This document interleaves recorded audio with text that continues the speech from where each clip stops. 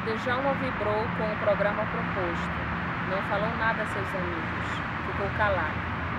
Nunca havia tido uma relação sexual antes em sua curta vida. Masturbava-se quando ficava escondido no matagal, olhando as mulheres tomando banho peladas no rio que ficava por trás das casas onde elas viviam e trabalhavam dia e noite. O coquinho deixou todos bem mais animados e cheios de disposição. Djalma queria Yara, uma menina vinda da Bahia que morava perto de sua casa. Com ela, poucas vezes trocou algumas palavras, mas assim mesmo era apaixonado. Não importava, adorou a ideia. Poderia naquela noite ter a sua primeira vez. Faltavam 2 cruzeiros.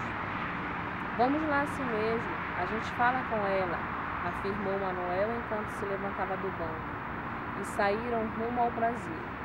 Ainda não eram nem 7 horas da noite e se sentia o mesmo calor de todas as noites. As estrelas podiam ser vistas sobre as cabeças daqueles jovens que sonhavam uma vida ainda sem saber quais os sonhos um dia iriam sonhar. Tudo era descoberto. Deu tudo certo. O resultado já era sentido por Djalma.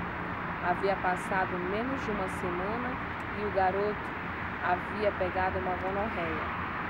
Ainda assim estava exultante. O primeiro a se encontrar com a mulher bonita, seios grandes e cheio de sexo foi o Manuel, seguido por Júnior e o último da fila, o mais novo. O local era público, mas estava vazio. Poucas luzes haviam sido acesas. Algumas casas estavam com as portas fechadas.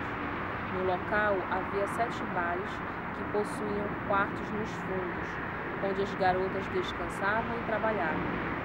Logo após a orgia, os garotos voltaram para a praça, ficando um pouco mais e depois foram dormir. Djalma sentiu o cheiro de sexo em seu corpo, um cheiro adocicado, parecido com o de flores esmagadas. Em poucos dias, começou a se sentir uma forte dor quando urinava.